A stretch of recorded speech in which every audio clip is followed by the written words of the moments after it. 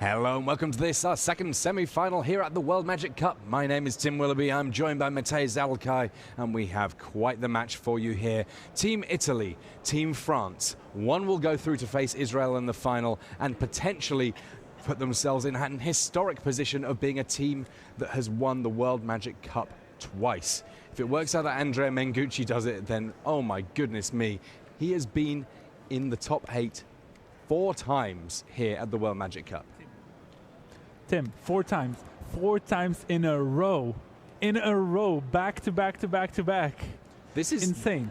This is a tournament that's been referred to by Li Shiqian, another player who made it into the top 8 here, as the Mengucci Invitational. Essentially, everyone comes round to Andrea's house. It's just a matter of who gets to walk away with the trophy at the end of it. And here we have on the left of our screen, Andrea Mengucci. On the other side, Jeskai Control in the hands of Hockmüller. Our names are slightly the wrong way around right now. I'm sure we'll be able to get that fixed up for you in just a moment. Lamoirel's into Jade Light Ranger for Mengucci. A fantastic start for him.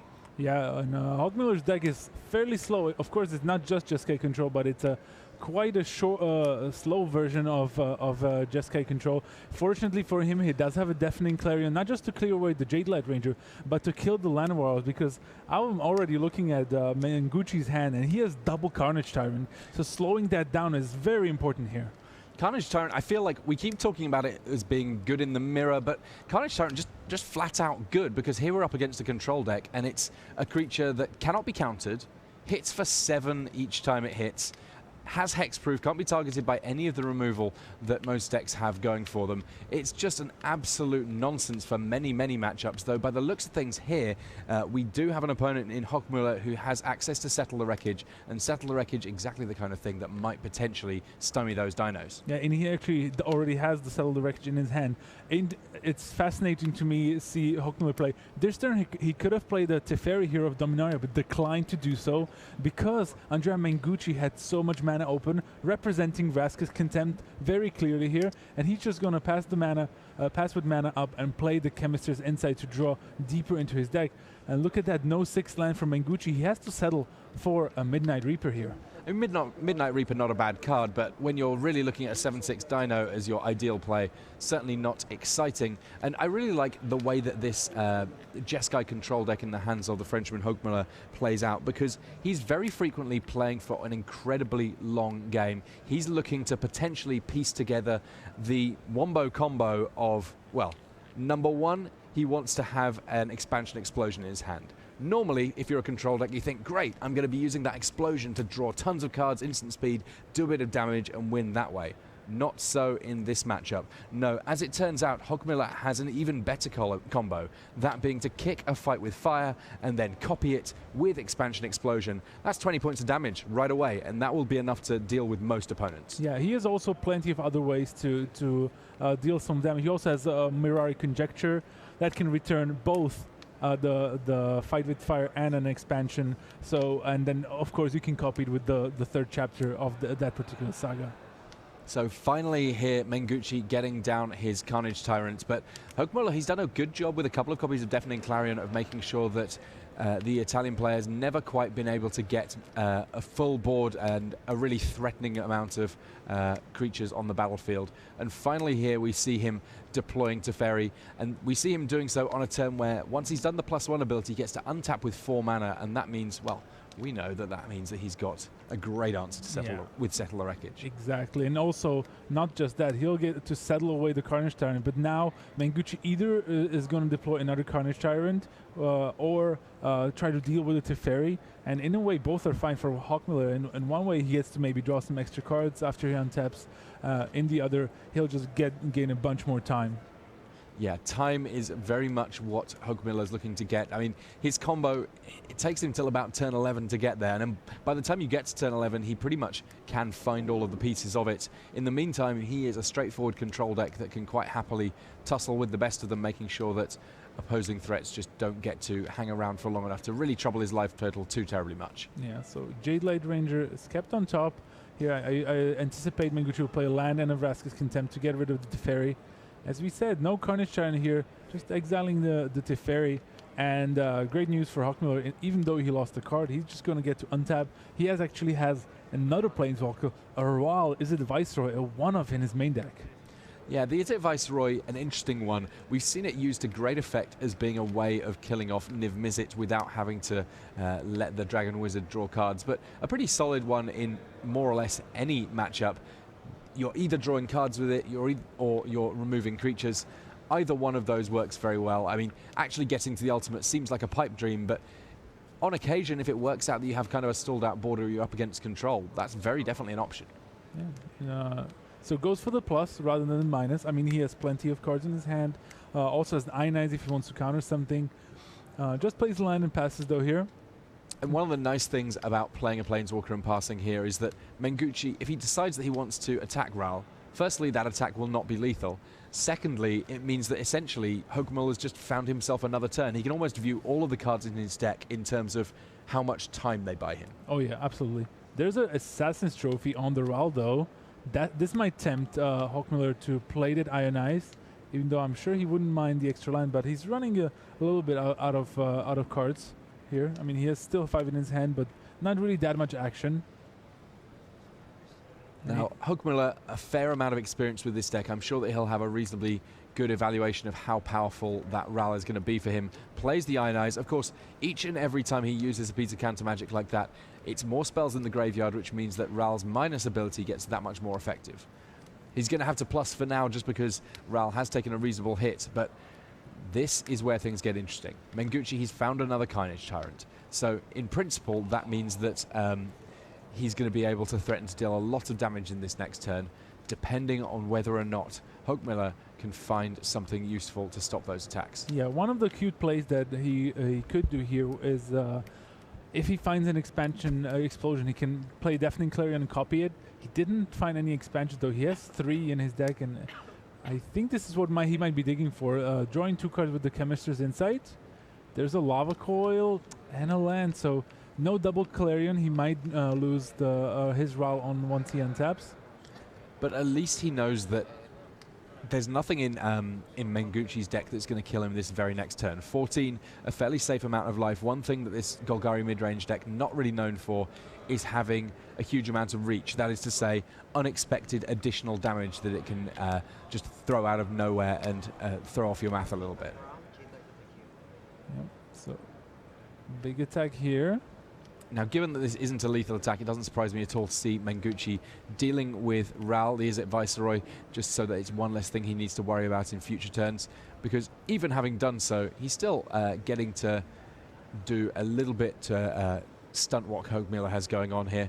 And at that point, especially as we get this extra Jade Light range on the battlefield, things looking pretty good for Mengucci. It's interesting that he saw that there was no mass removal last turn, because Carnage Tyrant pretty much requires it, and this means that it's a little bit fiddly for Hogmuller to find some for this next turn. I think it's fairly even though it seems like Arno Hogmuller is really far on the board. He still has plenty of cards. His double Revitalize to go up to a comfortable 19 life and dig further into his deck. Remember, he also has that Deafening Clarion that we mentioned last turn. So, he jump-started a Chemist's Insight, drew a bunch more cards. Look at that, full hand. Whew, so many options for the French player here. Yeah, doesn't decide that he needs to use any of his removal on his own turn here. He does have Revitalize to essentially blank one of those Jade Light ranges on attack, and if he wanted to here, he could use Seal Away as well. Yeah, he also drew a second Deafening Clarion, so that's great. That's a sweep of the board on the next turn. Right away to Teferi as well. I like the look of this deck, Matej. I told you, it's great. This feels like the kind of deck that is super fun to sleeve up and just get some games in with, because you get to be a good old-fashioned control deck, and then the big finish on it is very impressive indeed. Yeah, I think I would, like, despite what the board looks like, I think I'm moving the advantage bar towards the French player. He can take a bunch of damage. He can mitigate some of it by playing something like a Seal Away, which is not really great against the Golgari deck because of Vivian Reed and maybe even Assassin's Trophy. So it looks like he might take the full 14 here, but he's thinking about maybe also has a blink of an I can bounce something. I don't think he really wants to bounce anything, so he's just gonna Seal Away with the bigger Jade Light Ranger, take 10 here, going down to 9, and untap into double Deafening Clarion. I mean, I guess that the the slightly frustrating thing from a control player's perspective about having to play that seal away there is that essentially it was a Revitalize that didn't draw him a card, because he knew that he was going to be wiping the board this turn, but it was just a matter of saving a few points of life. 9 versus being on 6 means that one more hit from a big dino, not so much of a concern, and he essentially plays 2 copies of Deafening Clarion at the same time there, just to save a little bit of time for everyone. We all appreciate that. Yeah, and Mengucci's basically out of cards, and now he can really take over the game. The French player can. Has a Teferi, has a bunch more cards. He drew an Expansion Explosion, which is the most important card for him in this matchup, because it allows for him to go for that combo finish, while also he can also just fire it off for lots of damage and cards into his hand. So a big Brassicas Contempt being met with a kicked blink of an eye, so Teferi getting bounced here. Yeah, so that was in response to the card drawing ability from Teferi. So now the Fight with Fire was the pickup there, which means I think that we have the entire combo just ready to go now. Yeah, next turn Arno Hochmüller is going to go for Fight with Fire and copy it with the expansion here. It's going to be 20 damage. Now, there's a few cool things to understand about this, how it all works. Even if you're paying the kick cost, the converted mana cost of Fight with Fire remains 3, which means it is a spell that can get copied by expansion. And that means that you go from, well, I've got one spell that would normally deal 5 damage to a creature. The kicked version deals 10 damage split however you want. And if you copy it, well, that's 20 damage split however you want. And when your opponent's got 20 life, that's not a particularly complicated calculation. All right, so big board here on the right side with Timothée Jameau. 4 life-thinking soldiers, 4 saprolings. He is facing off against the Enigma Drakes. And if they're... Ooh, wow. Just Johnny Discordant finding his way into the battlefield. That's going to pump up the whole board. And that's going to be a huge swing. I think it's for lethal, unless Basilico has something to deal with at least one of the creatures. We've seen the Is It Drake's list be extremely explosive, taking games seemingly out of nowhere, especially against these Celestia decks. And but now I think if the Trostani stays on the battlefield, I think this game might go over to the French players. Yeah, I mean, the thing is that this Trostani represents a big boost to all the creatures on the battlefield, and there are so many creatures on the battlefield that those Drakes, they can block 2 of them. There's a further 6 coming through. Each of those 6 are 2/2s, and as you so rightly say, Matej, without something additional in hand here to deal with at least one of these creatures, it's going to be all over for game 1 for Matteo Basilico here. Yeah, I call this exacties. Yeah, we like a little bit of that. And looks like no, but just with Lava Coil, Niv Mizzet, and Spell Pierce in hand, I don't think Matteo Basilico can do anything about it. That's just 12 damage crashing through, and he's going to pack him up. Good news for the French fans here. Allez le Bleu, as they pick up a game 1 in 2 different matchups here. And Italy is going to be a little bit on the back foot as things currently stand. 2 games falling in relatively quick succession here. And by the looks of it, we might even have some shuffling going on the back table. Can't quite make out what's going on between Jean-Emmanuel Deprive and Tian Fa Moon on the other side. We've just heard that everyone is now shuffling, though we don't currently know how things went for Jean-Emmanuel Deprive just yet. Yeah, of course, Jean-Emmanuel Deprive, a member of the Magic Pro League, announced this week, as is Andrea Mengucci. So this is a real battle of the Titans. Yeah, we'll get a chance to see both of those players playing in all sorts of arena-related goodness in the coming weeks, months, and indeed, potentially even years, if they can stay in that top 32. And in the meantime, each of them looking for a trophy. And for Andrea Mengucci, it holds a special place in his heart, this particular tournament, because it has been a source of so much success for him over the years. Yeah, and the World Magic Cup hasn't been around for very, very long. It was from 2012 was the first iteration of the World Magic Cup in Indianapolis. And since then, we have 7. This is the 7th World Magic Cup. And Andrea Mengucci was in 4 of them. That's absolutely immense for a tournament that is a team tournament, not an individual tournament. That's important to remember. Yeah, first up you have to qualify, then you need to do incredibly well as we get a chance to have a look at some sideboarding here. We have heard that France has won all of their game ones, so a lot of work for Italy to do to come back. And looking at this Golgari mid-range sideboard for Andrea Mengucci, is there anything that really stands out for you for beating this kind of control list? Well, I like the 4 Duresses, that they're going to be very important for Andrea, just to know if there's a settle the wreckage, or maybe just hold off on Hawkmiller on his plans to do the Fight with Fire expansion combination. Maybe he will bring in a Midnight Reaper. I mean, he has plenty of removal that he wants to take out, right? The Chupacabras, maybe even a Rask Contempt, even though he saw a bunch of Planeswalkers. So imagine he's keeping them around. And on the other side of things, let's see what is working for Hawkmiller here, because his control list, he had to be expecting some amount of green-black control. I see a couple of Star of Extinctions there. They seem pretty good against Carnage Tyrants. Yeah, I think he's boarded them in against Golgari previously. And he's definitely going to bring those in. Maybe a Lava Coil to maybe not die in the early game, because that's one of the ways that Golgari midrange can really surprise you. It's usually known as a grindy deck, but if you go turn 2 Branchwalker, turn 3 Jade Light Ranger, you could be facing attacks of 7 very early. That's where Lava Coil helps, also deals with Wildgrowth Walker, even though I expect maybe a few to be sideboarded out, maybe if not all. So potentially Niv Mizzet, even though is not that great against Golgari midrange, but if they board out plenty of removal, it can definitely surprise them. And I expect to see Negate, possibly Ixalan's Binding as well, just because we have to find some ways of dealing with Planeswalkers if you're Arno Hawkmiller. Yeah, so a lot of cards for Hawkmiller to work with. I like the look of that sideboard. It seems to me like it's got a variety of good options so that you can tailor to whatever it is you're facing in the format. And I have to think that actually there's been some smart choices made by Team France in terms of the seating positions that they've gone for. But it seems like there's been a lot of team captains sat in the middle, a lot of team captains have ended up on green-black, and I think that has played into Hawkmiller's game plan quite well. Yeah, I agree, actually. Hawkmiller seems very comfortable playing against Golgari mid-range, and if we haven't seen Golgari in the middle seat, it was usually Jeskai control, or alternatively, is it Drake's? And I think Arno Hawkmiller probably likes his chances in those matchups as well. Yeah, it's going to be interesting to see how much this matchup changes after sideboarding, because these players do have a few different ways of interacting now, and we will get a chance to find out whether or not Team Italy can bounce back from what is about as bad a start as they could possibly have, because Team France, having picked up all of the game ones, they just need to find 2 more game wins out of the next 6 potential games in order to advance to the finals against Team Israel.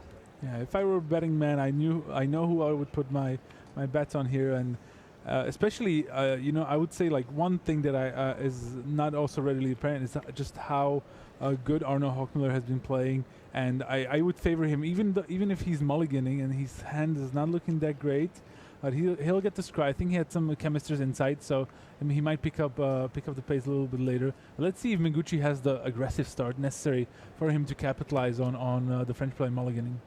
Well, it does look like Hawkmiller has access to a Deafening Clarion in hand already, and if you're going to start down on cards, then having something that can meet back a little bit of card advantage seems important, though a Wildgrowth Walker on turn 2 may well grow out of the range of a single Deafening Clarion very quickly indeed. Yeah, so I was mistaken. Mengucci did keep the Walkers, and he's going to be handsomely rewarded with a turn 3 Jade Light Ranger. It's going to pump up the Wildgrowth Walkers significantly, and also finding him potentially a Midnight Reaper? No, it seems like he wants lands. There's a Woodland Cemetery. That's going to make him happy.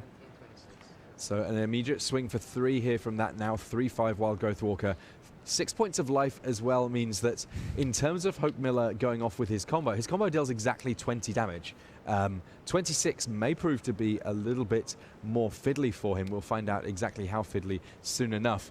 And this Deafening Clarion not going to do as much as he might like in terms of staving off early attacks here. Yeah, if that Jade Light Ranger was a Merfolk Branchwalker, he would have been Hawkmiller would be a much happier man, because he did draw a Lava Coil, but the 3/5 Wildgrowth Walker just proving to be immensely strong here. Another Jade Light Ranger. Look at that. He doesn't even want a Carnage Tyrant. Maybe a Karn will tempt him, but I assume he's also digging for a few more lands here. I mean, this Wildgrowth Walker might just do it on its own. I mean, at some point, it may be that we find some more unconditional removal that can deal with it. But right now, Wild Growth Walker has grown a little out of control here. It might be that 2 more lands for Cleansing Nova is about the best bets that we can see, though that was just a Settle the Wreckage picked up by Hogmiller. If he can find lands, he could find his way right back into this game. Yeah, so he Clarion's away the Jade Light Ranger, but he's still going to be on the receiving end on 5 damage, and Mengucci did keep the Karn, so he's going to get some more cards. Oh, Duress or land, both are problematic here. And Hogmiller there, I think, valuing making sure that his opponent doesn't get a chance to see exactly what he's playing against here, because when you have the likes of Cleansing Nova in your hand, you really want to try and make sure that you can extract maximum value, and your opponent knowing about it simply means they can play around it. Yeah, but this Jeskai control list really needs lands to operate. If it doesn't hit the forward land, though, doesn't get to cast Chemist's Insight or to settle the wreckage that is in Hawkmiller's hand, it's just going to be impossible. And I think it will be very difficult for Andrea Mengucci not to win this game. Yeah, I mean, next turn, if he wants to, he can tick down Khan to get back a Duress just to figure out exactly what it is that he's up against here. I'm sure he's figured out that Hogmiller is hurting for lands, but the details of what might happen next still currently a mystery to him. Yeah, I was expecting Andrea to take the Duress from that silver counter zone, but gets a land instead, gets to play Carnage Tyrant. And Hawkmiller draws a card. No, now to settle the wreckage. Just a blink of an eye, and we're going to go game 3. Wow, I mean, it's something that it felt like Hogmiller had to jump through various hoops to win game 1 with his fanciful combo. On the other side of things, Mengucci simply doing what his deck does and really punishing a slightly poor draw from the French side of things. And that means that that one will be going to game 3. And in the meantime, we get a chance to look in on Emmanuel Deprive up against Tianfa Moon. So on the left of our screen, Tianfa Moon, he's on Celestia tokens, has a lot of creatures out already. On the other side of things, well, I mean, this is Golgari midrange kind of doing what Golgari midrange does. But Emmanuel Deprive here, against this relatively wide board, he's going to need to get something going. Yeah, Deprive is struggling a little bit here. Didn't have any Explorer to go alongside with Valgo Walker, and Amara gaining Tianfa Moon a few extra soldier tokens. And not just that, I also see History of Banale about to pop off, so looks like Vivian Reed is going to come in and plus maybe try to dig Emmanuel Deprive out of it, but these top 4 cards didn't seem that interesting. Yeah, taking just a basic swamp off that activation of Vivian Reed, I don't think that if that was all it does, it would be worth a slot in the deck. And right now, Deprive very much on the back foot in this next game. History of Benalia ticking down, gets all the way to its 3rd chapter, and the ending of the book, in this case, relatively explosive. We're going to see some big attacks, I would warrant here, from Moon's side of things. Yeah, Moon only has to decide if he wants to attack Vivian or go for the face. And if he knew that the prize holding 3 lands and a Carnage Tyrant, he might just go for face here. Yeah, not a trivial decision, because generally speaking, a reasonable rule of thumb for any of you out there is that if you have an opportunity to deal significant damage to or even kill off a Planeswalker, it's often worth your while to do so, because if they hang around for too long, they can do a sizable chunk of damage. In this instance, that's exactly what Moon does. Yeah, it's still not over though. Deprive will be able to deploy Carnage Tyrant at worst next turn, and then something like a Jade Light Ranger will also be very good for the French player on our right. Moon, he's seen what's going on with Mengucci having won back game 2. Would dearly love to do the same, because as soon as one of these matches fully falls to France, it means that there's a great deal more pressure on every single other member of this Italian team. Yeah. If there's one card that Emmanuel Deprive needs, it's a Finality. That could clear the board, stabilize the situation for him. But he doesn't. I think he just drew another land. Look at that hand.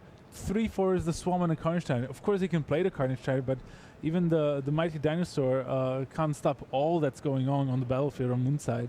Yeah, this is the absolute epitome of the notion of going big versus going wide. And look at that hand that we've got on Moon's side of things. March of the Multitudes means that as big as the board looks for Moon right now, it's going to look all the larger very shortly indeed. By my count, that's a further 6 tokens that are being created at the end of turn here.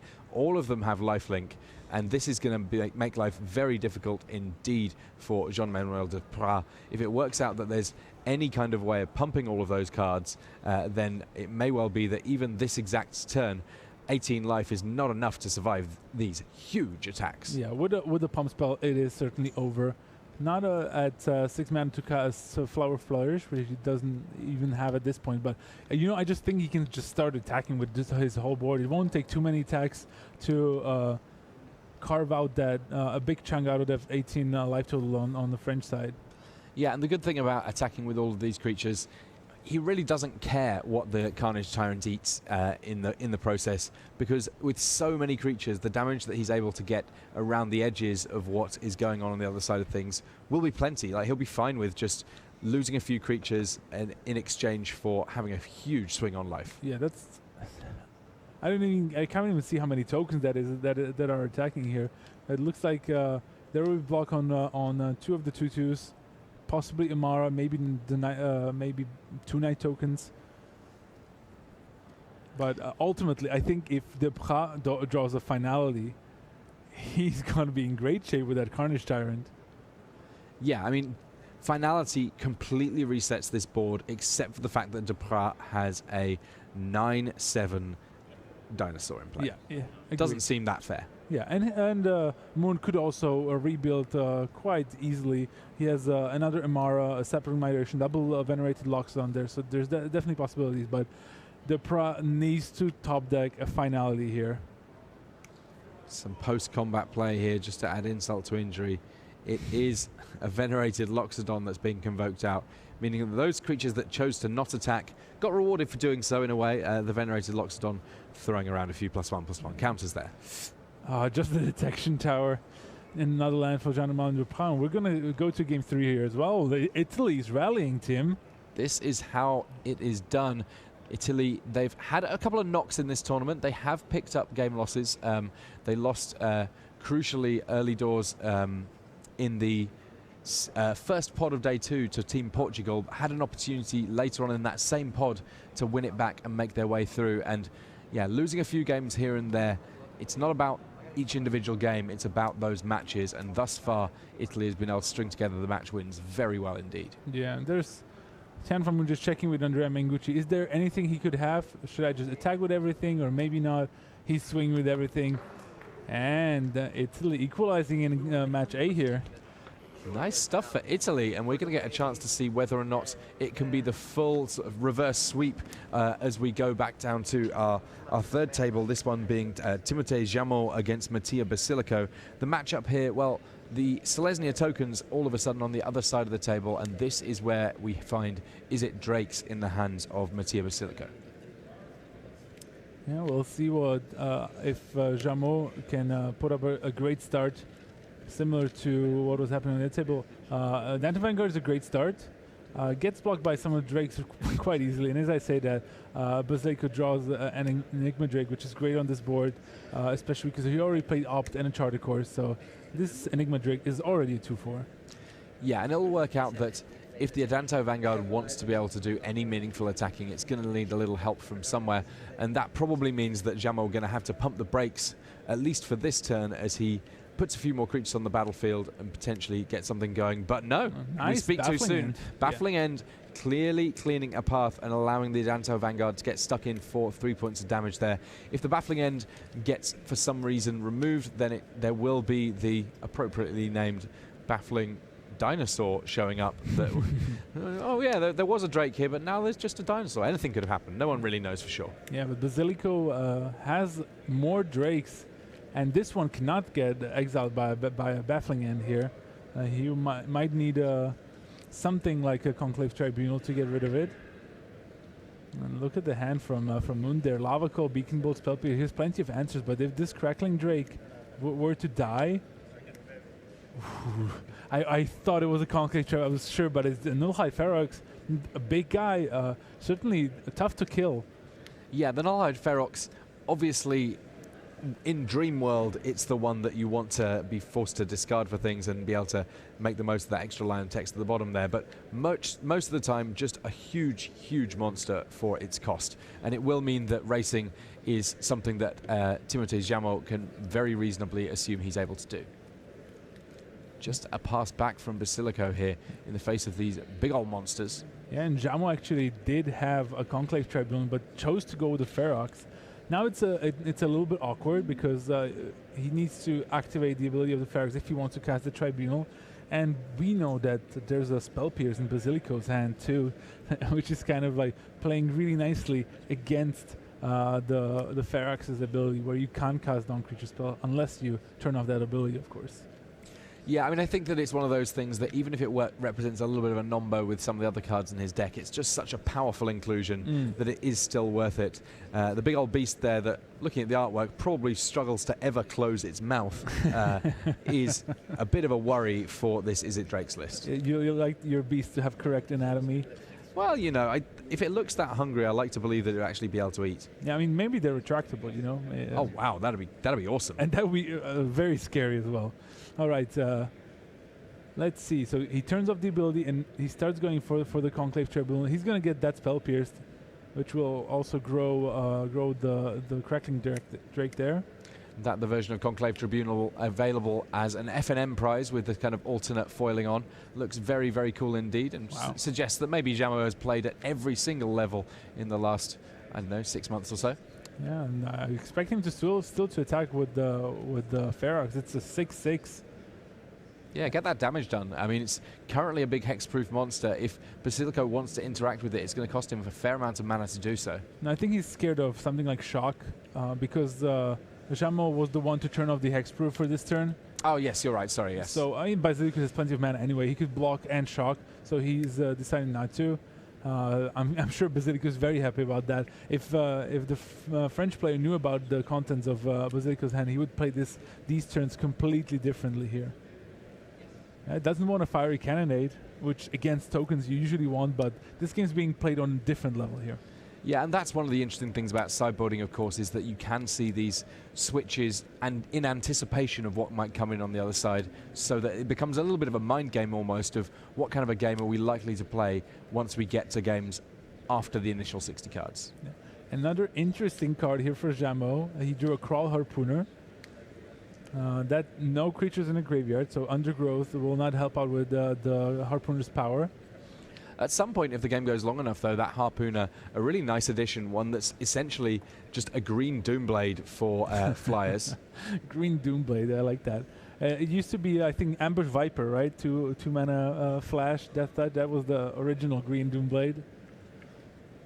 So an interesting attack here from the Adanto Vanguard. On the face of things, it's simply going to die off to this Crackling Drake, but it looks like a big plan here for Jamot, because when you combine the attack from the Vanguard and the Prowl Harpooner, now you've got, all right, I'm paying 4 life and a card to kill off your Drake, and getting through a much bigger attack with the Nullhide Ferox. Yeah. Basilico's plan here is fairly clear. I mean, we know that Jamot is probably going to play the Harpooner here and try to kill off the Crackling Drake here. Basilico has quite a few lands in play already, and he's up to enough instant sorcery in the graveyard that very soon he'll be able to turn off the hexproof on the Ferox and play a Beacon Bolt. There's the Harpooner. Not much that can be done about that. Yep. The Crackling Drake already took 3 damage from the Adanto Vanguard. And here comes the fight. Nope, wait. This is interesting. Yeah, a Fiery Cannonade in response to the trigger, in principle, sounds like a good thing because it would stop the fight because the Prowl Harpooner would be dead. Unfortunately, it would also mean that the Crackling Drake would be dead as well. Exactly. So Basilico nearly there hoisted himself by his own petard, but just managed to wheel that petard a little way back from the ramparts before it was able to explode and did all sorts of damage. Yeah, exactly. And I think his teammates were very happy to stop him here. And yeah, Fiery Cannonade. To be fair, like now Jamot has a very good idea of what are the contents in Basilico's hand. That 3 mana at instant speed signals very clearly a Fiery Cannonade. And we'll see if Basilico tries to finds a way to deal damage to the Ferox to deal with, because it's really problematic for him here. Yeah, he has a shock in hand as well now, so potentially he can start looking to layer up burn spells to some extent. Shock plus Lava Coil would do it. Getting the Beacon Bolt on it, also an interesting one. But first up, you have to pay that mana in order to make the Ferox no longer hexproof. Okay, so there's a candidate first. So will there be a payment of life in response to keep Adanto Vanguard safe? There is. Looks rather likely.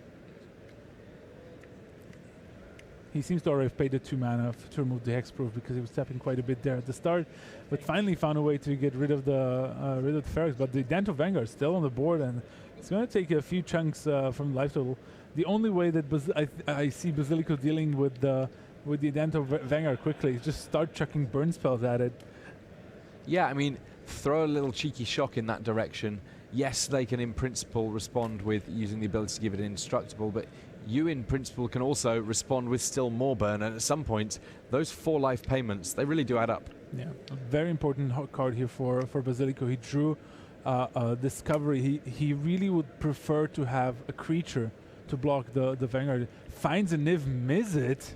All right, now we are talking. Maybe not necessarily this turn, but we've at least got an agreement, an arrangement that very soon there will be a conversation. Yeah, definitely, and it's going to be quite nice together with the shock. And maybe Basilico will start just throwing Beacon Bolt at the Vanguard here. Yeah, just to get him Jamo to pay 4 life here. And once he untaps with Niv Mizzet, actually, we found out that 8 is actually not a high life total if your opponent has Niv Mizzet in play. Yeah, I mean, we have seen Basilico hitting land drops here, able to make sure that he's on the turn that he gets down that Niv Mizzet, potentially also able to cast a spell or 2. Just an Imara, I think. Yeah, Imara Soul Chord drawn by Jamo here. And now we're going to see the big dragon enter the battlefield on the following turn with some shock backup as well. We have seen a lot of work done by Niv Mizzet Perun over the course of this tournament. There were quite a few of them opened up in the Team Sealed right at the very start of the weekend. 3 rounds of Team Sealed play were the first hurdle that was having to be jumped by the various teams that made it along to this World Magic Cup. Over 70 teams in total started, just 3 of them remaining in the competition. Now the winner of this matchup will go on to face Team Israel in the finals. Tense stuff here. I've been here all day, and every single round has been very tense. I've been on the edge of my seat. Some great Magic being played by a lot of really good players. It's just, I love the World Magic Cup, Tim. I really do. Yeah, there's something special about team play, and when you throw in also the levels of national pride that we see from all sorts of different countries, there are a lot of great stories to tell. I mean, one of the things that I've always kind of liked is the way that you suddenly find that there's a really strong identification with players that might otherwise not be familiar to URI, because if they represent your country, that's still a big deal. Yeah. There's the Niv Mizzet, Perun, and I think there will also be a shock. Now this shock is going to do some nice work here, because you get your trigger, it gets to shoot down Imara, and then it's also threatening to deal with Adanto Vanguard all in one fell swoop. Mm-hmm. Right, so shock and then the trigger. Basilico get to draw a card and ping something. I assume it's going to be the Vanguard. Now it's getting very risky here for the Celestian Tokens player. He could take 4 to have the Vanguard survive. But of course that's going to go on the stack. Maybe Basilico could also have an Ob or something to shoot again in response. It's quite risky, but he does go for it. And down to 4, killing that Imara. There's one plan from Jamo that will not work out, and that's the Flower Flourish that he has in his hand. That he's been sandbagging for quite a while here. Legion's Landing also not where you want to be. Yeah, it gets a little bit messy when you all of a sudden have to worry about every spell that you cast, every instant or sorcery rather, drawing your opponent cards and dealing you damage when you're at just 4 points of life. It looks likely that Basilico here is going to make for the perfect reverse sweep, such that we end up having 3 deciding games in this deciding match to figure out who will be our second finalist. The French here were relying solely on the fact that Basilico might forget to actually draw for the sorcery being played here. He did not forget. Now he can ping the Vanguard. And he can't really pay 4 life because that's going to mean that he's going to go down to 0. And perfect reverse sweep it is. Wow. Fantastic stuff. We're going to have 3 game 3s here. I really, truly hope that you don't have anything pressing that you need to do in the next half hour or so, because we have some absolutely stunning magic here. And we're not even at the final yet, Matej. Exactly, yeah. And just a quick reminder, France and Italy are both countries that have already won the World Magic Cup before. France in 2013 with Ralph Levy and Timothée Simoneau, and of course Italy with Andrea Mengucci on 2015, together with also Marco Kamlitz and 2 other teammates, of course. And there's a great start for the French though, and with Waldgrove Walker on turn 2. Yeah, we are now getting a chance to have a look at Tianma Farmoon on the left of our screen up against Jean-Emmanuel Deprive. It is Celestia tokens versus Golgari midrange, and a Baffling end dealing with the first Wild Growth Walker. That's pretty important potentially, because the Wild Growth Walker definitely scales very nicely if it comes down early in the game and then has the appropriate support following it up. Yeah, absolutely. And now Deprive, decent hand here. Has a Merfolk Branchwalker or a Thrashing Branton that he could play here. So he's trying to decide which of these cards to deploy first, and it's going to be the Branchwalker finds a Woodland Cemetery, and I think, yep, he can also deploy land. He seems to have plenty of stuff going on in his hand. Look at that. Yeah, this is a hand full of action. Brassicas Contempt, Thrashing Bronstone, Merfolk Branchwalker, find Finality, Vivian Reed, even another land to try and make sure that all of that comes along on time, every time. His Tribunal coming along here for Moon, and Moon's hand has the wombo combo of March of the Multitudes into March of the Multitudes. And when you finish that up with the Immortal Sun, we are looking at a very scary hand indeed. All he needs to do is find lands. I would say that, assuming he's able to do so, he is in great shape this game. Yeah, he needs a bunch of lands though. His hand is stacked with power, but doesn't have actually, like, the lands are really missing, because Immortal Sun costs 6 and he's only on 3 lands. Yeah, and there's a Jade Light Ranger for Deprive. Finds 1 land, finds a Branchwalker there. Maybe not at its best, but I think the Vivian Reed might be doing great work this match. Well, it's going to be an interesting one, because depending on when Vivian Reed comes down, yes, she has the ability to remove all sorts of powerful enchantments, artifacts, search up more spells and so on. But if the Immortal Sun comes down, that first line on it, players can't activate Planeswalker's loyalty abilities, could simply mean that Vivian Reed is the spectator with the best seat in the house. Fortunately for Deprive, he seems to have brought in enough answers for pesky enchantments, artifacts. We already saw the Thrashing Branton in his hand, of course. We know that he's going to have some Assassin's trophies as well, I expect. Oh, actually, yeah, 1 from the sideboard only. I like Thrashing Bronson quite a bit in these green-black lists, both the fact that it's a main deck way of dealing with artifacts and enchantments aside from Vivian and so on, but also the size of the body. I mean, for 3 mana you get something that can tussle with most things at a similar cost. It can trade with a fully explore upgraded Jade Light Ranger, and it just means you've got a little bit more action at that 3 slot than you might have otherwise, which, given that you're running Landwire Elves, can be a big old boost. Yeah. So there's the Vivian, goes for a plus, finds only 3 lands and an Assassin's Trophy, but that's fine anyway. At 6 loyalty is actually a big threat on this table, because we saw Tianfamun did not actually find any lands just yet. So this Vivian Reed can really take over the game before the Immortal Sun even enters the battlefield. Yeah, it's going to be a tough old ask for Moon here to get back in this. I mean, it's not as if he's facing an endgame situation. It's more just a matter of Deprive is being able to deploy more or less the ideal draw for Golgari here, if we're perfectly honest. It's not interacted early, but what it has served to do is provide both inevitability in a Planeswalker and a reasonable clock. Yeah. There's some interesting cards in Moon's on one side of the board. He has a citywide bust that he brought in from his sideboard that can destroy plenty of big creatures here. Not great on this board just yet. Yeah, that one seems like it might be a concession to the overall makeup of the decks in the mix here. Perhaps it works out that it's just the best answer within colours that's not fighting with anything in the other decks, because certainly not a card I would expect to see particularly often. Yeah, it's a great card against drakes of various kinds, because it kills both Crackling and Enigma Drake, as well as Niv Mizzet, of course. So let's see. There's an attack with those knights. Remember, they're all buffed by the third chapter of the History of Benalia, and there's more follows. I think there's a flower. At least that's a land of sorts for the Italians here. But I think Deprive is in great shape. His Vivian Reed just survived. He also has the Finality in hand to clear the board if Moon were to add something here, which I doubt he will. He might just keep up mana for another March of the Multitudes at the end of turn. We do not mind a little bit of marching around here, and it's certainly something that is within the realm of possibility for what Moon wants to deploy in this next turn or two. Yeah, we'll see. Bunch of cards for the Parar here. He has the Branton, the Finality, Brassicas Contempt as well. He probably just wants to protect his Vivian Reed in this spot, maybe hoping to hit a good creature here that's a decent blocker. Yeah, look at that. Walker, Seeker Squire as well.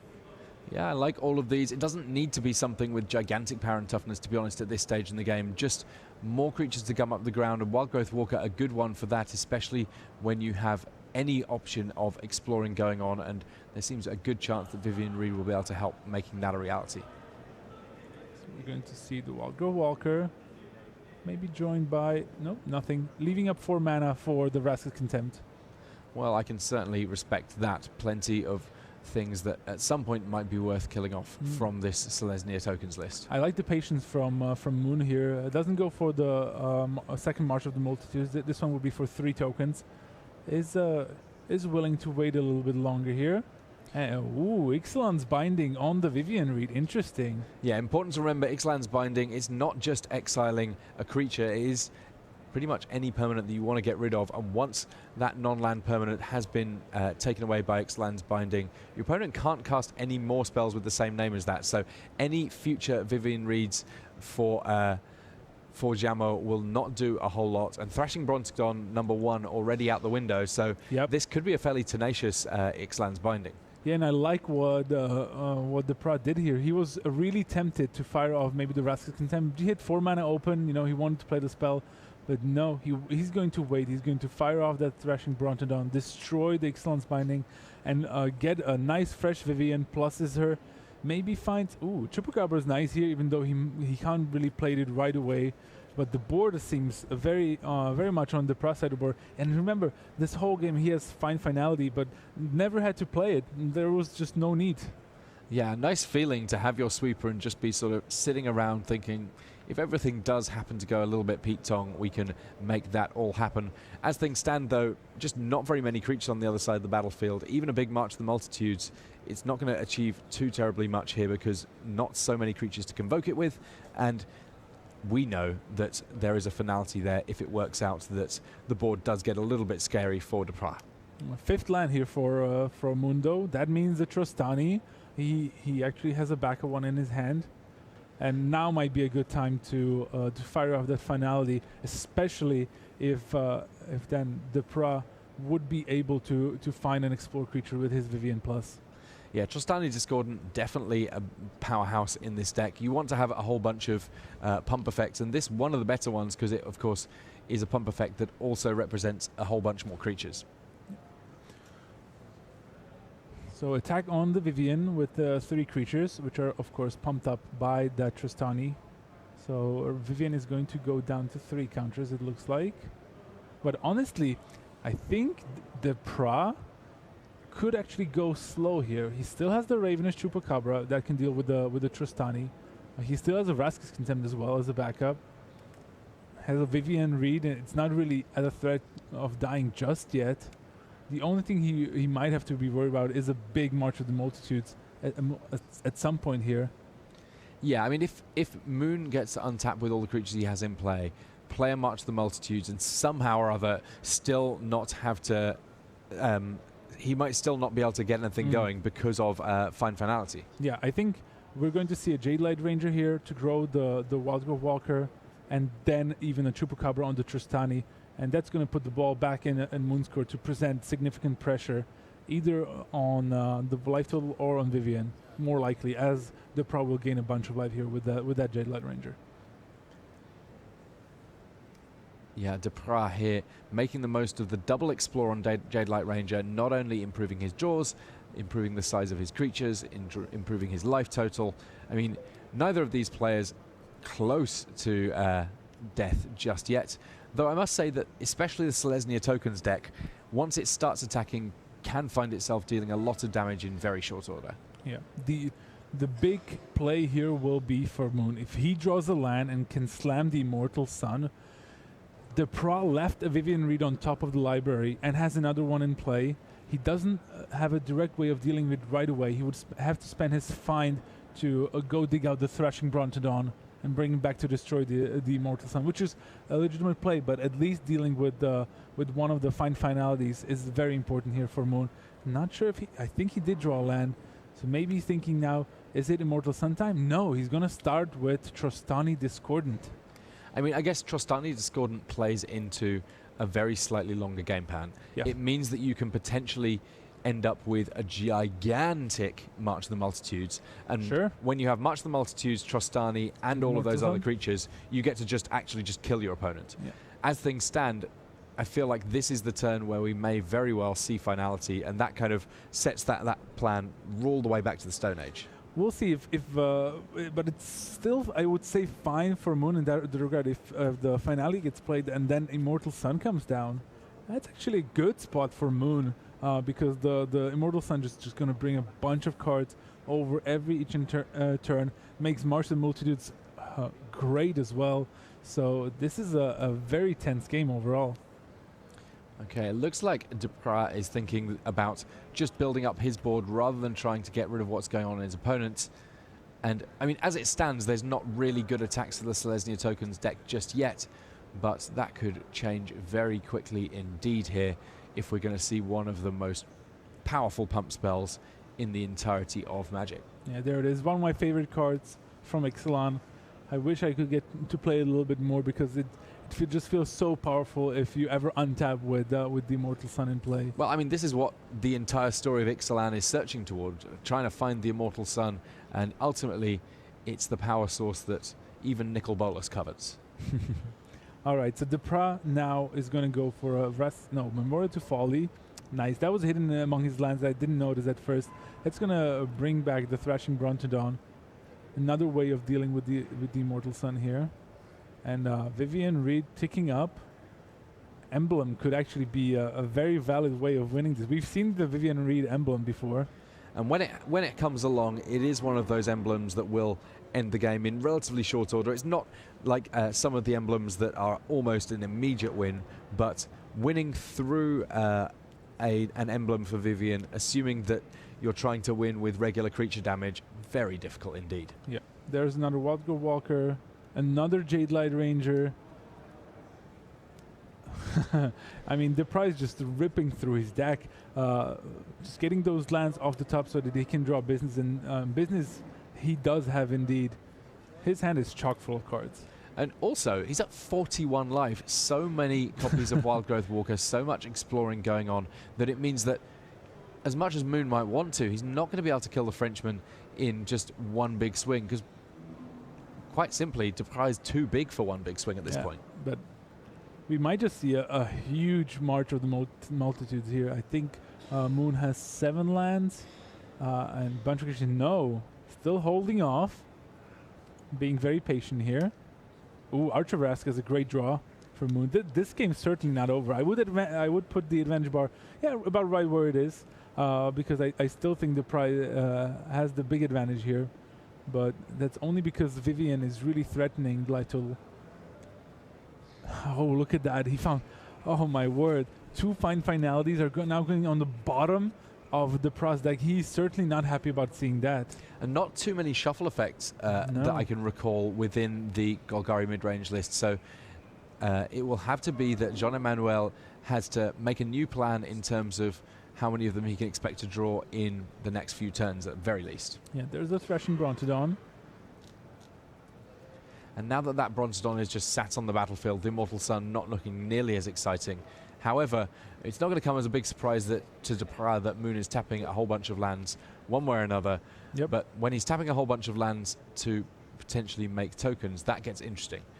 Here, he's just activating that Archer Verazka, drawing a card. Moon being very patient, it must be said, in this matchup. I mean, he's in no rush just yet. The Celestian tokens that can really like deploy a lot of power at the same time. You know, things like kick sapling migrations, but even look at his hand, it's quite a few cards. And that citywide buzz is actually starting to become really interesting to me because there's two big Wild Grove Walkers as well as a Thrashing Branton on.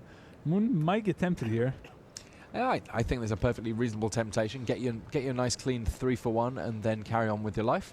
I mean, it's the sort of thing that he doesn't need to pull the trigger on particularly soon, because I feel like we've kind of got a staring contest going on between that board on each side of things here, because it's not as if Moon has a small board himself, and on 22 life with 10 points of lifelink on the table as well, he's going to take some killing. Yeah, he's going to find shape. And remember, the citywide bust would kill the Trostani, so I think he would only fire it off if the Trostani ever gets removed from the battlefield here. So he can sit tight. He has that Archer Verazka, he has the March of the Multitudes. The only thing he needs to worry about is the Vivian Reed emblem, and that's why I think that's a good Vivian here. But I think Moon is going to pull the trigger this turn because he can't really allow Vivian Reed to go beyond 8. And I think the card he might just use is Conclave Tribunal, and just to stave it off for a little while until the Prowl can kill it with something like Thrashing Barton and bring the Vivian Reed back. There's a Duress. That would be very interesting for Deprive. He ever draws it. Yeah, it's kind of a crazy game that we have going on here, and in addition to actually killing off one of the key cards in hand for Moon, we will also find that the Duress is able to make sure that there's full information for Deprive, and that information pretty important considering the potency of what's going on in Moon's hand here. Oh, look at that. Oh, and he did keep the Duress there. Gain some more life with his Wild Grove Walkers. It's really getting out of hand. I mean, you say that, like, I'm intrigued once Moon decides that he wants to start attacking, how quickly he'll be able to knock that life total down, because each and every turn that he holds back on March of the Multitudes, the size of the March of the Multitudes that he might end up playing growing still larger. And for now, Archer Verazka still just doing all the work that he really needs.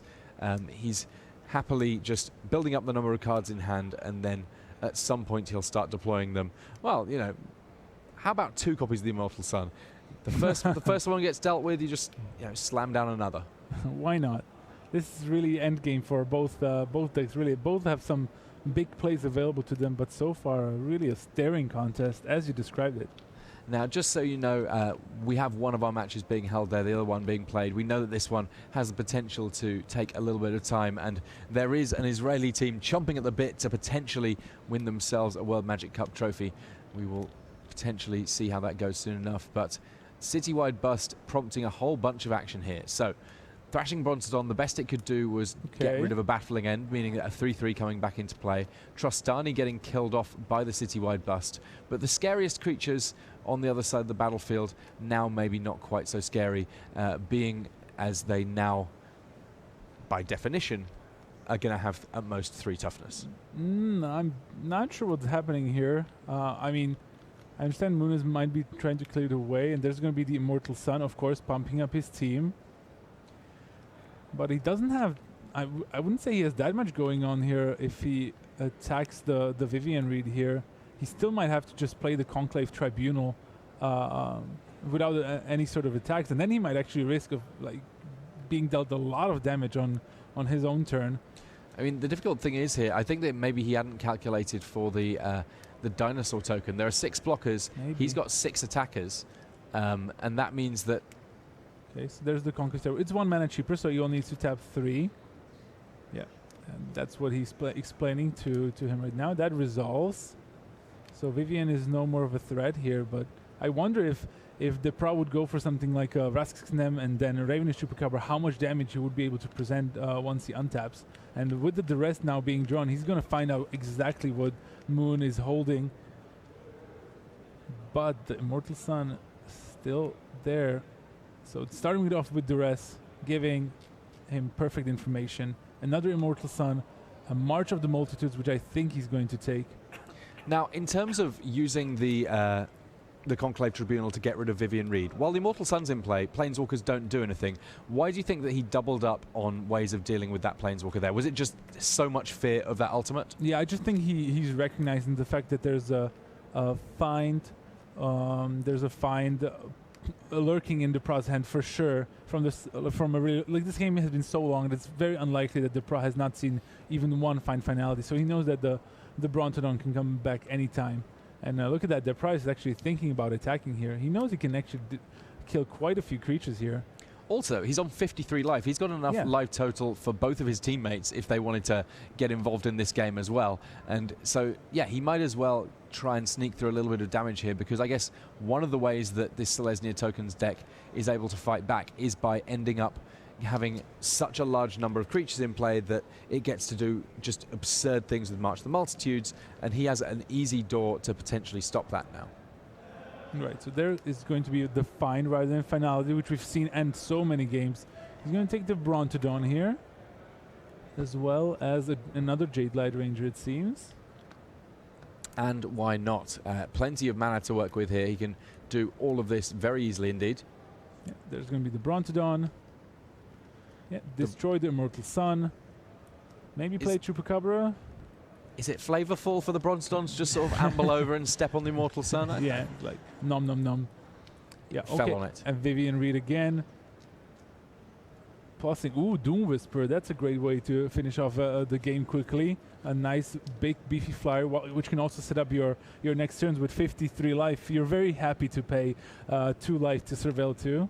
Yeah, I mean, you could practically deck yourself if you really wanted to here, John Emmanuel. I wouldn't imagine that he's going to, but, you know, it's nice to have options. Yeah, you're going to see some big attacks here. At least the Jade Light Ranger is going to swing in. The 2 big Jade Light Ranger I expect to attack. Possibly the 3/3. He might want to protect his Vivian, even though I don't think it's as important now. Even though one aspect I think about the Vivian that he might enjoy is the fact that it allows him to dig deeper into his library to get close to those more finds and finalities that he put on the bottom earlier. Yeah, it was quite a while ago that there were a couple of copies of Find Finality that went to the bottom of Deprive's deck. He's worked through so much of his deck now that they may be gradually eking their way back towards the top again. But Moon gets to untap. He's got just the 5 tokens in play. The City's Blessing, well, that's not going anywhere for him anytime soon. Once you have it, it's not going to go away for the rest of the game. Right. What is the pickup here for Moon? Immediately draws and shuffles his hand here. Needs to keep the momentum up because it feels to me like Deprive is gradually just developing an insurmountable board here. Yeah. Just surprising considering we would usually think that it's the Celestia tokens deck that has some big boards of lots of creatures. Ooh, Assassin's Trophy as well. He put that on the bottom of his library earlier in the deck. He's been romping through his cards. This may be the moment that he realizes that he has kind of gone through his deck one entire time with the likes of Vivian Reed activations, at which point, if he's been paying a huge amount of attention, he may be able to essentially predict what he's going to be drawing for the rest of the game. Yeah, he made a count of cards in his library. So he knows the bottom 3 from the bottom 6 from the last few rounds. So Memorial to Fall is nice. Yeah, it means that you just have extra insurance that you're going to have creatures throughout this game. It means that you can potentially do cheeky things involving getting back Ravenous Chupacabra to deal with key threats. Though, to be honest, right now, Moon, he's not really presented too many threats that Deprive needs to worry about deploying removal on. Yeah, I mean, Moon can always go for a big march. It was kept in hand for the Italians. But Deprive has enough beefy blockers to be able to deal with it, so he's in certainly no rush. He has quite a few ways to win here. Ravenous Chupacabra taking down a Knight. That the biggest creature on the other side of the battlefield. Everything else just a 1/1 lifelinker. And it feels like the door kind of closing a little bit on Moon here. He's going to have to just actually string some plays together because he's got, I believe, 2 copies of March of the Multitudes in hand. And right now, I mean, if he can do end of turn March of the Multitudes, make a ton of tokens, untap, and then prepare to do the same thing again very soon, then we're talking. He might have to. I mean, he's, I wouldn't say running out of time, but Doom Whisperer is going to be a very big problem for him because Doom Whisperer can keep finding Jean-Emmanuel the cards he wants, and there's the March of the Multitudes. So this March of the Multitudes, he's got 8 lands in play, so that will be 9 creatures that he's able to make here. I think it's 10. There's a bunch. Is Clump of Lands? No, might be 9. Yeah, or no, it is 10. He has 10. So 10 more for a total of 14. Okay, we're getting somewhere. Next turn, can be we can go up to over 20. There we see Moon trying to just hide that Ravenous Chupacabra under a gigantic pile of tokens. All right, so he loses 2 on their way out. That's one way to block. Yep. Gains a lot of life on that block as well because all of those tokens did end up jumping in the way of the one Chupacabra. There's the Doom Whisperer, though. The biggest threat on the table, I would say. I mean, you know, there would be times during coverage of this tournament where we would say, "Oh man, 12 1/1 lifelinking tokens. How that's so much." But the prize on 53, he has like 8 blockers that can easily block any 1/1. I mean, this game is certainly special. Yeah, we've got a game that it's essentially gone further into the end game than you would normally expect either of these decks to venture toward. Each of these players has been comparatively defensive in their choice of plays thus far, and for Moon there's still a potential to do more big, slow, but ultimately very powerful things. I mean, he can kick a Sapling Migration here if he wants, get a few tokens that essentially he can then use to convoke another March of the Multitudes. Ultimately, though, just electing to pass with all of his mana up and see quite how much life he is going to get paid on the other side of things by Jean-Emmanuel Deprive. Yeah, Jean-Emmanuel Deprive surveils 2, puts a Detection Tower and a basic land into his graveyard. Digging a little bit more here. No, doesn't want those either. It's a Branch Walker and an Overgrown Tomb. 2 more lands. Nah. Keep paying life. Surveil, so nice. Look at that. Secret Square in Lone World, again, not interested. He's just trying to dig towards those fine finalities. Walter Walker, he might like that. Probably out of Explore creatures. No, I think he has a Jade Light Ranger in hand. Nope, doesn't want those either. Tim, funnily enough, I did kill myself with Doom Whisperer once. I was just desperate to find any sort of relevant card, and I ended up paying 12 life, and yeah, my opponent just burned me out with Banefire once he untapped. Oopsie! Yeah, it happens. But I don't think Jean-Emmanuel Deprive is in any danger of this happening. Hey, there we go. Double Fine Finality. He's definitely keeping both of these on top of his deck. Yeah, and the Fine Finality here will be comparatively devastating. There's no real neat way around it. You can't kind of float that Convoke mana in order to mean that a further March of the Multitudes gets you where you want to be. I mean, if Deprive goes for the Finality here, Moon can still play another March for looks like 6 tokens, which is fine, but again, also not that impressive. But we'll see. Deprive might just decide to play it a little bit slow here. I mean, I wouldn't say that any of this game has been especially quick, but I do see what you mean. Doom Whisperer getting in an attack before any potential Fine Finalities happen. Wants to get the full 6 damage in the air. Let's see what he goes with. Okay, Elf. Might as well tap that land, or else there's really no point not doing so if you're casting Finality here. Yeah. So, finally. It's happened. We've got that far, Mate. It seems like just months ago that we were first considering when there was going to be a Fine Finality doing big things in this game, and we've made it. 2 creatures get to hang around on Jean-Emmanuel Deprive's side of things. Moon, though, all of a sudden a relatively empty board for him, and he looks at a very slender deck all of a sudden. Indeed, he does, and he's still sitting in a comfortable life, so he might not want to activate the Vivian read here because he knows what's on top of his library. It's the other Fine, but he does go for it. He thinks his library is small enough. Okay, now he sees he's going to take the land here. At least he's thinking about it. No. Actually, no. Just goes for nothing. He'd rather have an extra card in his deck. Exactly. This is this is peak magic here. Gagarin midrange potentially decked by Celestia tokens. Well, Celestia tokens and Doom Whisperer. Doom Whisperer doing sort of a weird parody of a Limdal's Vault almost, allowing a whole bunch of life to be paid to set up some draws, but also set up that graveyard with just a mountain of goodies.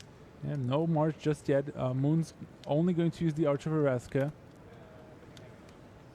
I mean, Moon on 23 can afford to take a couple of hits here, though I'm a little concerned about what's going on with Vivian Reed. Vivian Reed on 8 loyalty. True. Once we get to emblem territory, even if it works out that Moon can get things going, I don't think I've seen very many games where the emblem comes along and then the player that does so does not win the game. Yeah, the emblem would be, I think, game over for in this game. So Conclave Tribunal would allow that Vivian to get reset for a while. I would say allow for Vivian to be removed entirely, but I think it's quite likely that we're going to see that Thrashing Brontagon once again do good work on one or other of these enchantments. Yeah, he also has an Assassin's Trophy if you want it. There's a Sapperling migration, and he's probably going to use some of the Sapperlings to convoke out that Conclave Tribunal. Conclave Tribunal, a powerful, powerful spell in this format. Able to deal with pretty much anything given either the mana or indeed the creatures to tap in order to do so. If you're going to tap a creature, Amara, just about the best one that you can use, generating a soldier in the process, and Conclave Tribunal will be removed at least for now. This Celestia deck is super resilient. It's just showing why. Arch of Araska drawing card. There's the Assassin's Trophy on the Conclave Tribunal. Yeah, got to make sure that you get that value. Make sure that you can keep a Planeswalker around. Now, I'm not entirely sure that. Oh, it's Assassin's Trophy in response to the trigger on. Yes, correct. On exactly. This is a bit of a problem here for Moon, because it means that there's still the full 8 loyalty on Vivian, and I don't know that Moon has any other way of dealing with the Planeswalker, at least this turn. Yeah, exactly, and it's the way Conclave Tribunal is worded. It's different from traditionally the Oblivion Ring effect, as we like to call him. There used to be a time where it really meant that your thing gets exiled forever. But now, if you with Conclave Tribunal, if you kill it in response, you get to keep your permanent unchanged, and it's going to mean that the Vivian emblem is going to go off. There it is. All creatures get +2/+2, vigilance, trample, indestructible. So are we saying that we found a way of making Doom Whisper even scarier? We gave him 2 extra arms. Now he's a full cricket team all on his own. And flying on in there alongside Jadelight Ranger. Jadelight Ranger, utterly unafraid. Once you're indestructible, vigilant, and you can trample with +2/+2, why not? Just get stuck in. I'm just imagining a Doom Whisperer just flying through the air with some cricket bats and just whacking people as he goes. In full cricket whites, just swinging for the boundaries. Indeed. All right. Remember, creatures have vigilance, trample, and indestructible. Both, kind of like all these abilities are important in this spot, just because vigilance will mean that the Moon cannot find a way to effectively raise here. Look at that. There's plenty in the tank for Deprive here. Has a Thrashing Branton. He also has another Thrashing Branton while still leaving a Brassicas Contempt. I think this game is going to go firmly in the French favor after what seems like a marathon game, and Moon needs, I don't know, miracle. Yeah, I can't quite piece together what he could draw here to be able to deal with this board on the other side of things. Now that there's all of these indestructible creatures, he essentially needs to either go round the edges of what's going on over there, or somehow have enough life that he can just wait it out and wait for Deprive to get decked. And both of these seem like incredibly unlikely scenarios if it is going to be that Moon is the first player to take Italy to a full match win. Remember, Italy, they started off losing all 3 of their game 1s, so in many respects it's a fantastic achievement they've been able to at least square it up and force all of these game 3s. But right now, at least for Moon, this seems to be a match that's going to be a really tough one to win. Yeah, there's a Brassicas Contempt on the Imara. The just wanting to hammer in he wants to make a statement. Like, I don't just want to crush you, I want to show you everything I have and really take the match point over to the French team. And seeing as he gained some life from that Brassicas Contempt, only really fair to pay a little bit back in order to do some nice surveilling there. Elects to keep the big old dino that found itself on top of the deck right on up there. Carnage Tyrant coming into hand for Deprive, but to be honest, this Carnage Tyrant may just be a spectator in the latter stages of this game. I mean, he has a bunch of keywords now thanks to that Vivian emblem, but haste is not one of them, so Still going to be massive. Moon is going to go for a big march of the multitudes, I think. Yeah, I mean, you might as well. This is a good way of making sure that you can stay in the game for a little bit longer. The lifelink pretty potent in this scenario. The question of how much you ultimately want to block that Thrashing Bronzestorm with is a little fiddly. I mean, one is enough to survive. More obviously gives you a little bit more lifelink. Yep. I mean, he can. Deprive can also sacrifice the Branton to destroy the Conclave Tribunal, bring back his Vivian. Not that the Vivian particularly matters, but doing that does stop any life gain for Moon.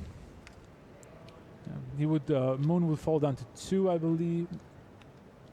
Yeah, it looks about right. Yeah. No, okay. He just lets it resolve. Kills 5 of them because remember the Branton gets +2/+2 from the emblem as well. Takes a bunch of damage back. I think this is only a case of the Prowl needing a couple more turns to really finish the game off, because that lifelink is pretty annoying. Brassicas probably going to stay on top here. It would be amazing if Moon played something, like Glimpse the Unthinkable Go. Just mill the rest of your library. There's really not many cards left for Jean-Emmanuel Duproux. I mean, if this was like an Ultimate Masters draft, then... no, not even Ultimate Masters. Like, if you had access to like an Altar of Dementia, say, so you could sacrifice his creatures to mill Duproux, that might do something. But within the colours that he's in and the format that he's in, I'm not sure that there's going to be anything that's going to get Moon out of this situation. Yeah, there's no way to deal with emblems, really. It's not a permanent. There's no card that says, like, remove an emblem or anything like that. I mean, I guess the closest that you have in the whole of Magic is cards that let you start a new game. Yeah, fair enough. Yeah, Shahrazad or a Karn Ultimate. Karn Silver Golem, not the sign of Urzad, what we know in this standard format, of course. So, yeah, Moon having to pass things back, and while he's been able to spin his wheels for a good number of turns here, I think that it might be time for the wheel to stop and for Deprive to get a chance to help his teammates, because right now it seems very likely indeed that the captain of the French national team, one of the top 32 players in the world, who will sew up the victory here and potentially take his team just a little bit closer to that finals berth. I assume we're going to see an attack with everything. Nope, just the big guys. I mean, all of these creatures comparatively large, but yes, in the grand scheme of things, these two the biggest. Archer Varazka getting activated here by Moon. He's digging for something, but quite frankly, I don't know how much digging is going to help him. If he keeps on, even if he dug all his way to Australia, I don't think that he would find a way of getting out of this situation. Yeah, I mean, he's going to get some blocks in on the counter. Remember, Vivian Reed and all the creatures are indestructible here. So this is a way of gaining 5, but he's taking, let's see. These 4, 8, 12 still, so some Saprolings need to block as well. No, I mean, like, the life gain would kind of mitigate that. He's just deciding how much to block. Just remember, for those of you at home who might be thinking, oh, why doesn't Moon concede? There's no way he can win.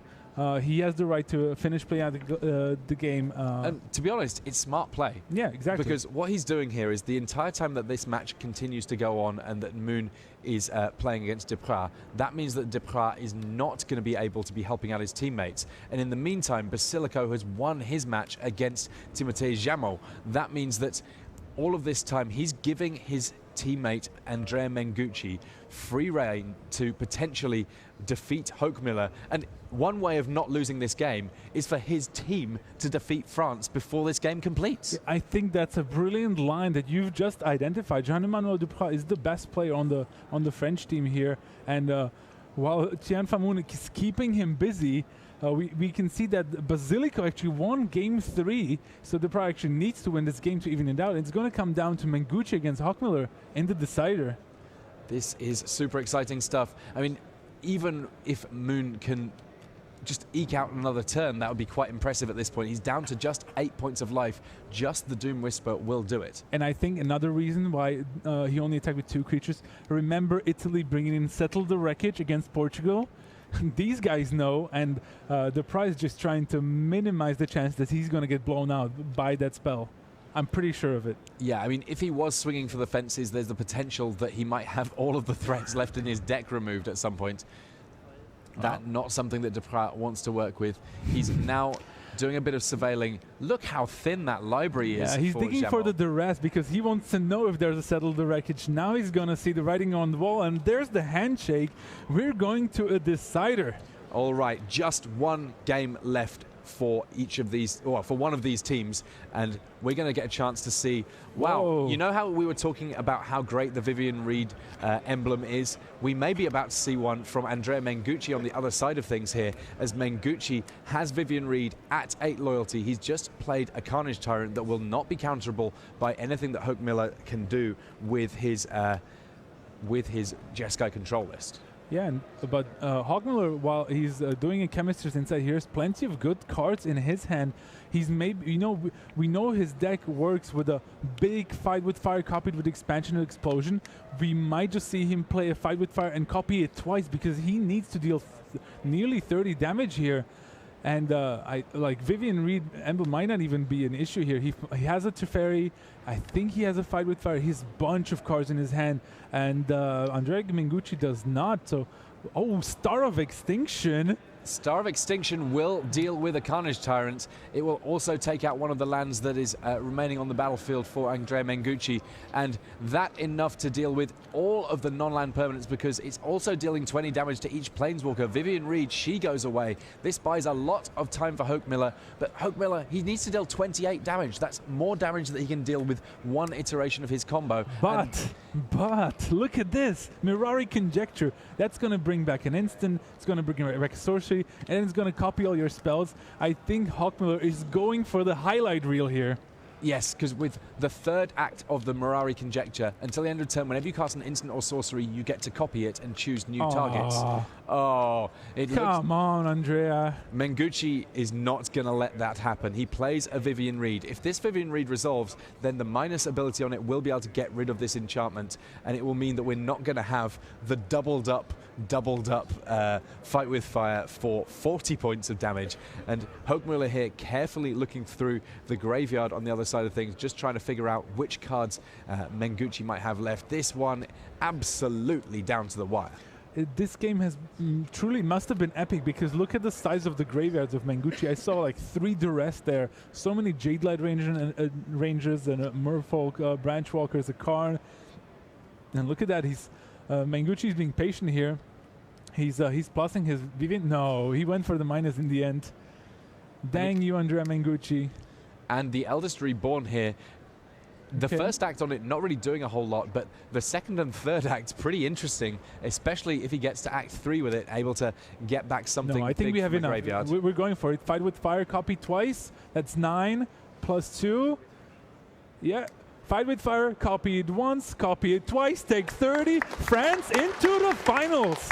Wowza, that is an absolutely gigantic turn there for Team France. Copying Fight with Fire once was not going to be enough, but it turns out that you can just expand and expand and expand, and eventually your opponent just doesn't have enough points of life to do it. Big smiles from Team France because, wow, they had to use every piece of the buffalo there in order to find themselves in the finals, and the finals is exactly where they will be. We are going to see them against Team Israel soon enough. Absolutely incredible ending there from Hochmiller. This is what he's been doing all weekend long. It seems like a pipe dream when you hear about it because it's so much mana to be able to cast Fight with Fire and Expansion with Explosion, bearing in mind that you need the Fight with Fire kicker as well to be able to kill your opponent. But somehow or other, this plan does work out. This is a Jeskai control deck that can, especially against the likes of Golgari mid-range, it can make sure that games go long, and given that those games do go long, it then has a win condition that doesn't care about what's on the board. It doesn't care about what's in your opponent's hand. It doesn't care about anything other than making sure that your opponent goes from almost entirely alive to completely dead. Yeah, entirely epic from Arno Hochmiller. And I've been saying I love this deck. You've warmed up to it quite a bit over the last few rounds. It must be said. Yeah, and it's just an amazing card. And we like to talk about those amazing flashy players and the winners. But I can't feel anything but bad for Andrea Mengucci, who was on that road to become the only player to win 2 World Magic Cups. And he unfortunately has not been able to do so. Being eliminated in the semi-final stage, still a fantastic accomplishment for him and his team. Utterly incredible performance from Italy. But we're going to get a chance to hear from some players down the floor who I'm guessing, well, they might need a little bit of a breather after that one. I know that we do. France is going back to the finals of the World Magic Cup. It's the last World Magic Cup champion is going to be determined this weekend, and France has the chance to be the only team in the 7-year history of this tournament to be repeat champions. John Emmanuel Deprive, tell me please about that epic game of Magic you played. What was going through your head as you slogged through that impossibly long game? Yeah, this was insane. So knowing the list actually made it worse, like better for us, but worse to play because I had to play around citywide bust for a crazy long time. Like when you had Trostani and I could kill it 2 different ways, but if I kill it and he citywide busts my board, he can touch Vivian Reed, and I wanted to maybe take him by surprise on the Trostani. So yeah, I had to go through that, then through the 2 Immortal Suns, then through all the March of the Multitudes, while playing around Settle the Wreckage once I had the emblem. And yeah, it was pretty crazy to keep it all in head at the same time. Now, did you have to not pay any attention to any of the other Magic going on at the table? I mean, how do you do that? Yeah, I wouldn't have been able to help them in any way during that game. Well, I can tell you, let me just slide over here. I can tell you Arnaud seemed to have that very well in hand. 30 damage at the end of the game there with Fight with Fire. And what happened? We saw the Mirari Conjecture come into play. We saw you basically get to do everything with your deck. What was the key that we may have missed off camera in that matchup? Yeah, like Jean-Manuel said, we know the deck list, so it helped us, but it helped Andrea to know I had the combo, so it was trying to get pressure on the board, but also get above 20 life. So he managed to do that. Then I had to deal more than 20, so it was tough because it duressed an explosion, so I had to go through my deck and find another one, but still managing his Vivian Reed, it was going to ultimate. So, and then I was looking at Jean-Manuel's game, and a bit at Timothy, I lost a bit of focus, tried to regain focus and finish the game, but it was very, very long. So. All right, Timothy, let me come over and talk to you here. You're going into the finals, you'll be playing against Israel. Did you guys play Israel at all in this tournament? Yes, we did already once. We beat them to get into the top 8, so at least that's a start. And any predictions as far as how the matchups play out based on that experience? Oh yeah, we'll all 3 rounds, all 3 matches.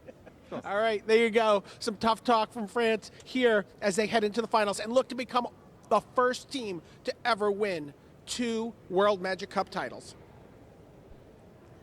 Allez les Bleus. This has been a fantastic performance from France in this top 8. I'm really, really intrigued to see how things play out as they now have a whole different set of matches against Team Israel. We're going to get a chance to see that final soon enough. Do not go anywhere. Just 1 match to go and we will have our final World Magic Cup champions after these messages.